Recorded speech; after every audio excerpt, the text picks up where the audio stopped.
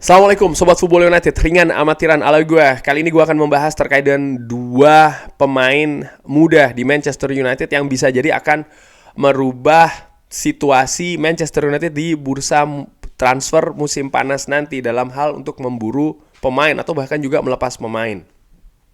Langsung aja dari 3 pertandingan terakhir ini, dan terutama ketika Manchester United sukses menahan imbang Liverpool, bagaimana Willy Kambuala dan juga Kobbie Mainoo yang bermain fantastis di sana.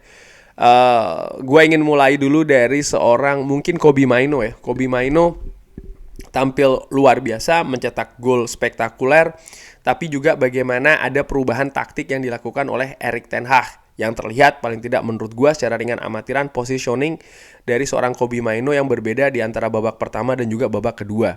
Di babak pertama dia ditempatkan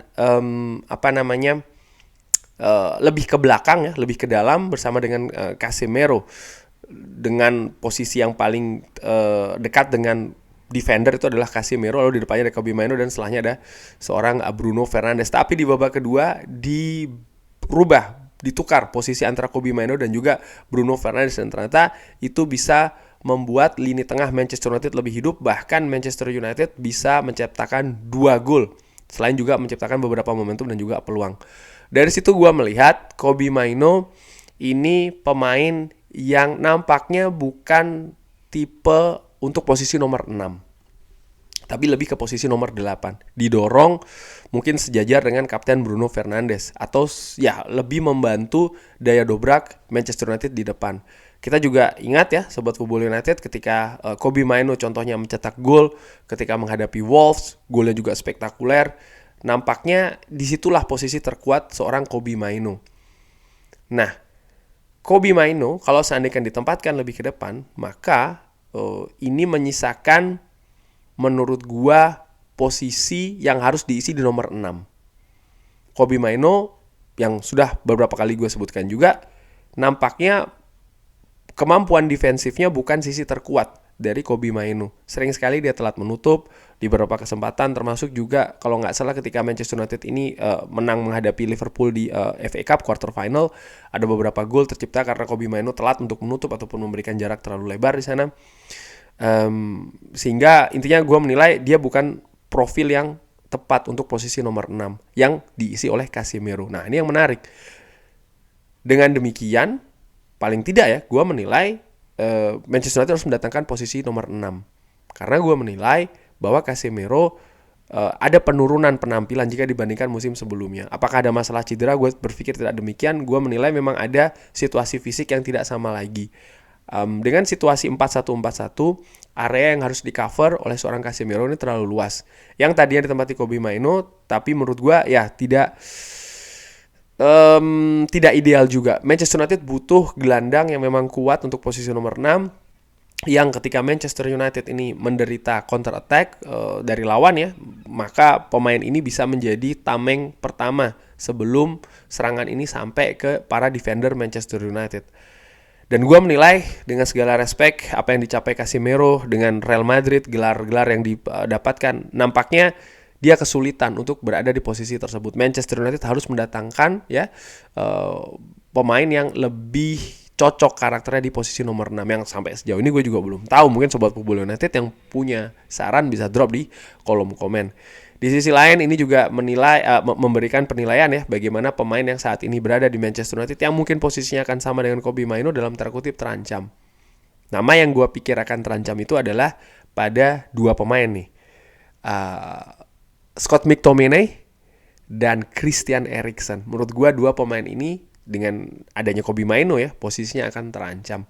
Karena dengan posisi 4-1-4-1 jelas Christian Eriksen bukan sosok yang ideal ditempatkan di posisi nomor 6, dia lebih ke posisi nomor 8. Scott McTominay pun juga demikian. Menurut gue pernah dicoba di posisi nomor 6 ya, salah satunya yang gue ingat ketika Manchester United kalah menghadapi Nottingham Forest dan tidak bisa berperan dengan bagus di sana. Musim ini Scott McTominay ketika didorong di posisi nomor 8 dia lebih bagus ya dibanding nomor 6. Dia sering mencetak gol juga walaupun belum bisa secara konsisten tampil bagus di posisi nomor tersebut. Sehingga gue pikir ya 2 pemain ini yang akan terancam di Manchester United dengan adanya Kobbie Mainoo.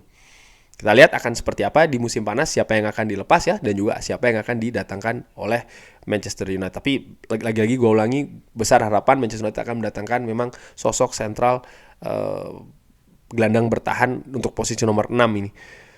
Yang memang lebih mumpuni dibanding Casemiro, terutama kecepatan ya, dan juga keakurasian dalam melakukan pertahanan. Nah, lini pertahanan sendiri dengan tampil baiknya Willy Kambuala, tentu saja ini memang harus diuji dulu ya dengan lebih konsisten, tampil luar biasa di center back. Ini memberikan perubahan situasi juga. Manchester United sering dikabarkan mengincar center back, ya kan? Nah, kalau kita lihat center back yang katakanlah memang posisinya paling aman adalah Lisandro Martinez.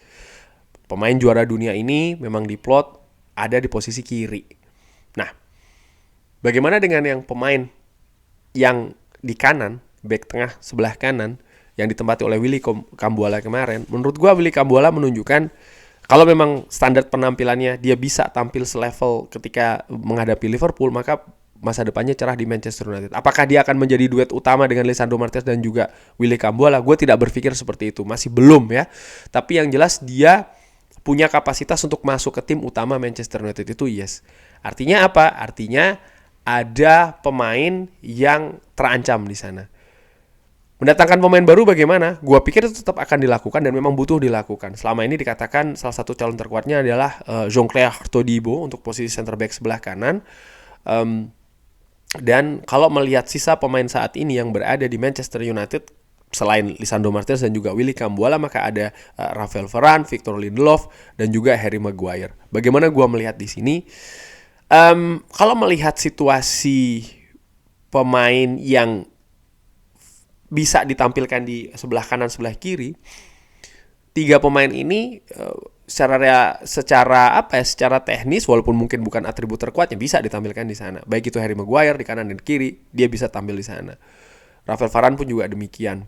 Victor Lindelof juga ya. Tapi gue melihat memang dari penampilan, kualitas, nampaknya ada dua pemain yang memang dalam situasi menurun saat ini di Manchester United. Rafael Varane dan juga Victor Lindelof.